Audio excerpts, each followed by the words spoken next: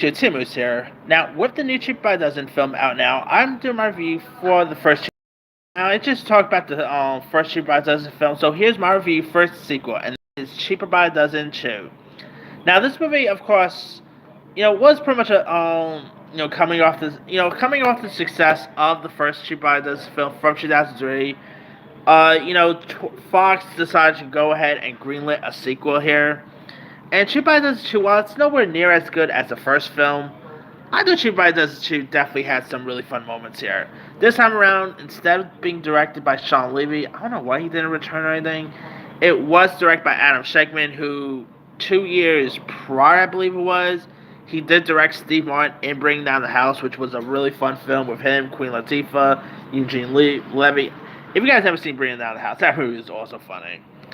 But and of course, Adam Shankman will later go on to direct movies like Hairspray, Rock of Ages. He's of course directing the upcoming Enchanted sequel, so he has that coming. And this, of course, reunited Steve Martin with his, Bringing Down the House co-star Eugene Levy, who I've always loved Eugene Levy. Like before Schitt's Creek, by the way, I've been a fan of this guy maybe ever since I saw him in American Pie, or maybe. I mean, I've always been a fan of this guy. This time around, you got Tom Baker, played by Steve Martin, and his wife, Kate, played by Bonnie Hunt, decide to take their children for what they hope will be a relaxing summer at the lakeside resort here. And the Bakers end up with, like, they end up pretty much, running into Tom's old nemesis, Jimmy Murtaugh, played by Eugene Levy, who also has tons of kids of his own. And his wife, by the way, for some reason, he was able to nab Carmen Electra. I mean, Eugene Levy, man. Lucky guy. First, he ends up nabbing Carmen Electra. Then, years later, he was in that Medea movie where his wife was Denise Richards. So, gotta love Eugene Levy. He makes us nerds proud, you know? But, anyway. Eugene Levy is, like, so fun in this. His back and forth with, and rivalry with, Steve Martin is so good. My favorite moment will probably be at the movie theaters, when they're, like, going on pretty much going to the movies to see their kids, on a date here. And by the way, Steve Martin's one of his oldest kids in this is played by none other than Taylor Lautner. That's right.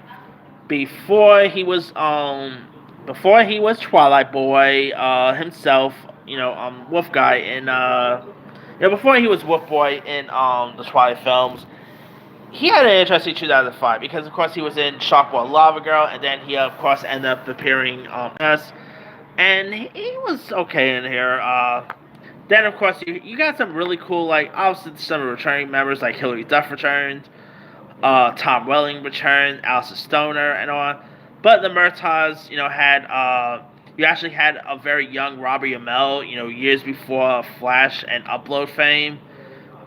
You had Jamie King was also in this, who you might remember from Sin City fame. You even had Jonathan Bennett, who you might know as Aaron Samuels from Mean Girls fame. You had some really cool, like, supporting players. This is a really fun sequel. The end scene when might be a spoiler, but the movie's. But of course, when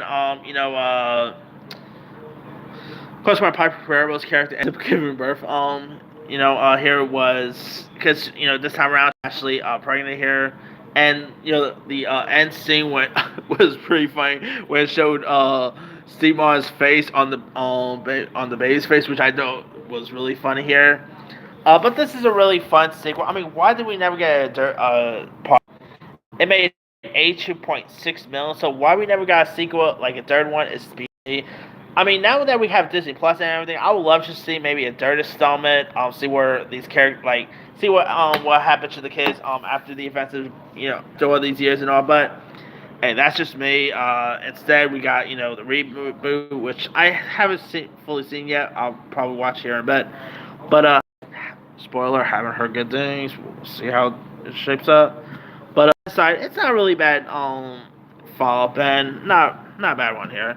Anyway, let me let you guys. Have you ever seen Two Brothers 2? If so, what do you do? Were you a fan or were you not a fan of it? And which of the Two Brothers films did you like? Did you like the first one? All right. I lost it. The third stomach. Drop comments below. Don't forget to like, subscribe, hit that bell for more notification.